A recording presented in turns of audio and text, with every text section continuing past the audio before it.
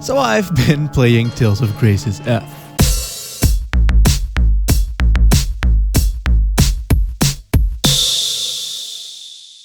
Sexion! Sexion! You ready for this? Whoa.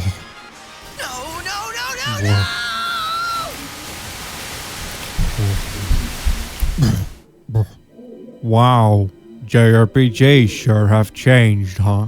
Or at least that's what I talked about back when I reviewed Tales of Symphonia all those many years ago. I did that in reference to the fact that the Tales series, despite its action-driven battle system, has never strayed much at all from the traditional JRPG formula. You know, the one with the kids going on an adventure, traveling around the wide-open plains, solving all manner of smaller local issues, but eventually they will end up defying any and all reason to take down some type of almighty deity. As always, the encounters will be random, your stats progressing gleefully, and all in all, I would call the Tales series traditional rather easily. Rhymes! Oh! Probably also because they've been shitting these shits out Call of Creed style on almost a yearly basis, not leaving a whole lot of room to innovate either. But just because they don't innovate doesn't mean that they can't iterate.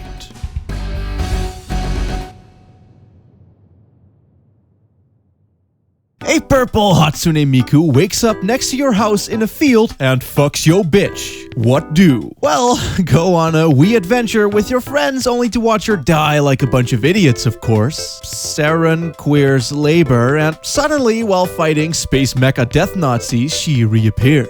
It is a good thing then that you just so happen to be a spiffy spiky anime boy called Asbel, who's not only of royal descent and thus pretty dapt to take care of said space Nazis, but also willing to take Miku around the world, make some friends, meet up with old ones, and find out what the fuck is actually going on. And that's where the whole traditional JRPG stuff comes into play, if only a bit more linear and plot-driven than what you might be used to, which, considering the genre, says a fuck of a whole lot. Cause yeah, instead of a world map, you get dingy provincial roads. Instead of freeform exploration, you get cutscene boat rides, and instead of curious dick pokery, you get invisible walls and "Sorry, I can't go there yet" messages, all of which persist for more or less the entire game. But you would be remiss to think that these things are bad. While they do certainly come with their fair share of issues I will most assuredly rant on about later, it gives the game a focus and all-round tightness in terms of its direction, scaling of difficulty, and sense of progression, both narratively and mechanically, unlike the likes I have ever seen. You see, the entire first chapter, spanning about 4 hours, follows Asbel, Miku, a young reject prince, and his brother and girly friend as they go on small trips around their home continent, setting up their bonds as well as very slowly and carefully drip-feeding you the game's rather complex and fully fuckable systems. This sucks dicks while you're actually doing it, as the hand-holding is far more hand-holdy than normal, children are annoying high-pitched assholes, and despite the fact that you do level up, every fight seems to serve as more of a tutorial, slowly cluing you in on how the combat actually works. Thing is that Tales of Grace's F uses the Style Shift Linear Motion Battle System.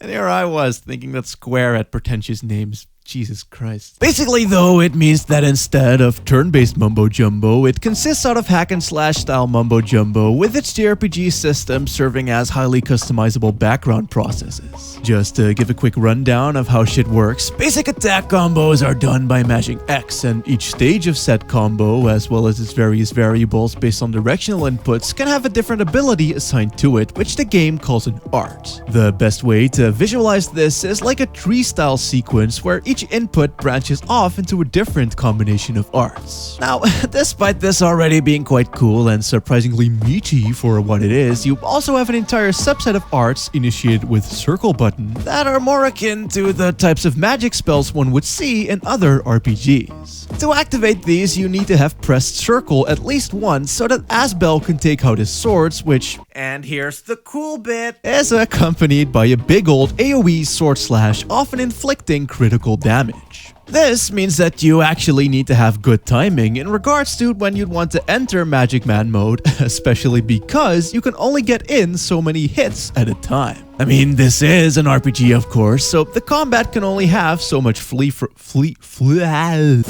so you have these points called CC points that run out as you hack the slashes and refill as you run or guard.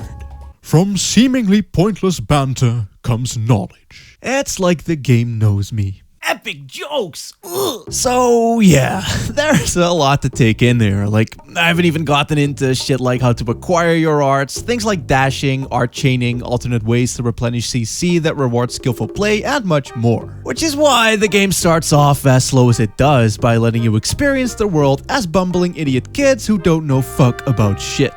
The secondary arts, for instance, don't even show at all until after you've made the 7-year skip. Anyway, what I was getting at is that while this does kinda suck to go through, it pays off big time once the game finally picks up. Only problem is that said picking up takes a wee fucking while. For like the first 6 hours of the game, you're forced to go back and forth between the same cluster of areas and fighting the same fucking enemy types, all the while only having like 3 or 4 members of your total eventual party made available and not even half of your entire set of mechanics. Typically, one starts their JRPG off by quickly setting up a base conflict, your goals, and then you just set out. Not here. Even after everyone's all grown up, you still spend ages fucking about the same places you literally just went through as children, and having everyone doing the standard Oh my god, it's so nice to see you again, boo-boo. spiel. It wasn't until I hit the 8-hour mark that things really got spicy, and an additional 2 more hours until they finally established a villain. As I said, this sucks dick. However, it serves a purpose. And that's that more so than most other video games, I really got to know and care for all of these trope-heavy anime characters. It's certainly not a graceful way to do this, but the way the political drama ties into the tearing of familial and friendshipal bonds actually hit right the fuck home for me. Not like tearjerker Final Fantasy 15 style or like the overtly mundane slice of life Persona shit, but more so landing neatly in the middle. Having a very fair balance between wee banter through small side adventures happening all over the place, and also these optional visual novel-like skits peppered throughout the game, and heavier emo shit where nothing is what you thought it was and oh shit, the end of the world is near. It might be a bit hokey in most aspects, but I can very confidently say that these characters develop a lot in a surprisingly down-to-earth and believable manner. A good example of this is how you get to see your little bro, aka fuckboy mech pissy pants, aka fucking nerd, get sent away and returning years later as a calm, collected badass and even a bit of an asshole. Not to mention how our main man Asbel goes from your generic wide-eyed JRPG chuckle fuck to a very well-rounded, deep and grounded young man who still has some of his I just want to protect everyone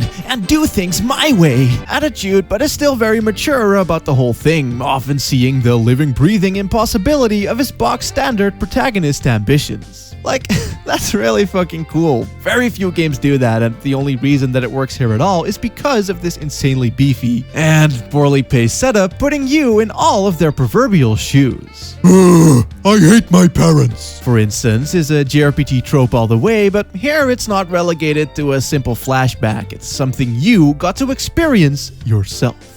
What does kind of bother me is how everyone has these really weird dead mannequin googly eyes.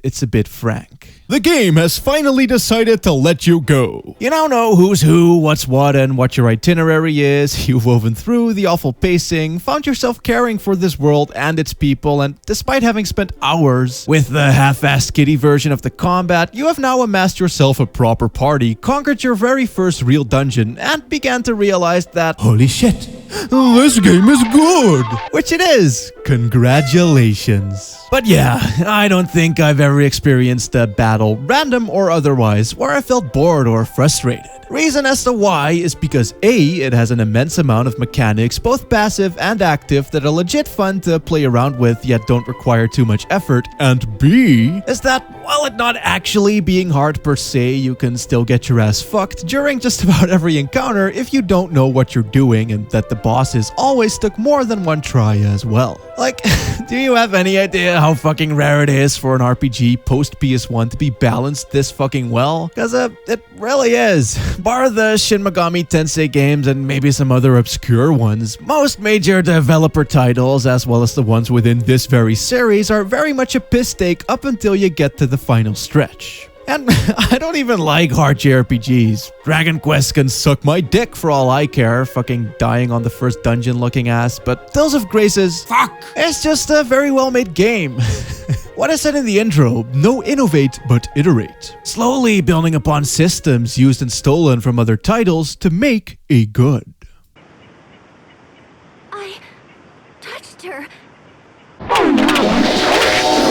The ability systems here are a bit like a mix between general achievements and traditional RPG-style stat progression. You see, basic leveling up and doing certain specific things like achieving a number of critical hits or dodging an opulent amount of times awards you with a title. And each title has a set list of arts and or stat buffs or debuffs or whatever that you can learn through having it equipped and maxing it out with the points earned in battle. So it really is like an in-game award that goes along with your otherwise pointless achievement, which is cool as it actually incentivizes proper play. Now, of course, you don't need to suck dick while breaking your back bending backwards, as even shit like you've walked 100 steps can get you these titular titles, but I'd be remiss to say that it doesn't truly shine unless you pull some legendary shit in battle, and having that not only be recognized for the sheer act of cool country that it is, but also have it be rewarded with an all-destructing new art making you feel extra big dick.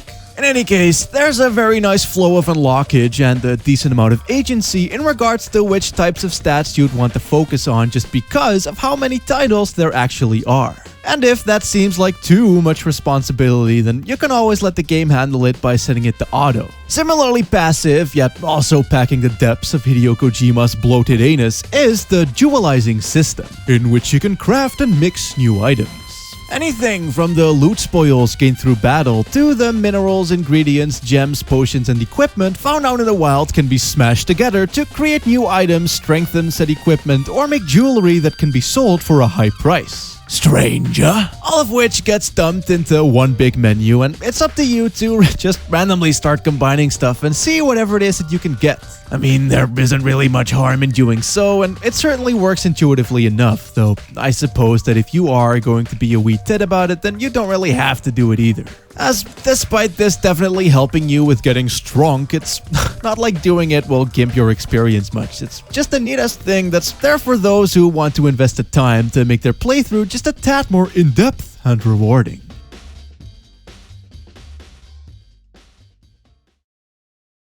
Pooping on the parade isn't just the poorly paced opening, but also some pretty piss-poor pacing problems overall. Mainly due to the abject absence of a world map and the fact that the entire game takes place within a total of 4, though mostly just 3 continents that, while very visually diverse, still make large stretches of the game feel very much the same. A posh as fuck Sahara Desert lagoon town is cool, sure, and so is the Russian Nazi capital encased in giant black blocks of steel, but if you've been waving through the desert for 4 hours or stuck cuck deep in the snow for about 5, seeing a town still within said desert or snow isn't really gonna tickle your fickle dickle, I'm afraid.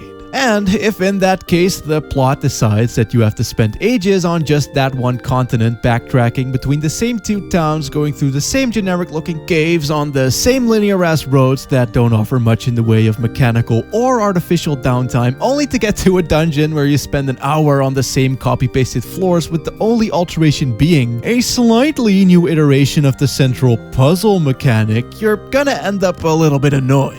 And that's sad, because within this bag of excessive mixes is a really good heartfelt game that does plenty of impressive shit. I mean, I don't think I've ever seen a game go through these insane ass lengths of developing its characters. Though, arguably it also makes it abundantly clear why you don't typically do that, but then there's also just some proper nutty old world charm tier shit like the cinematic camera angles, and an entire fucking dungeon taking place inside of a giant beast who somehow swallowed your party, even going so far as having the default merchant man still in there. That shit is just cute as fuck, bruh, so yeah, it's a good game still, just maybe only play it if you're already into the series. you know, just start off with Symphonia or Vesperia, and if those joust your genitals, then you'll probably dig this one too.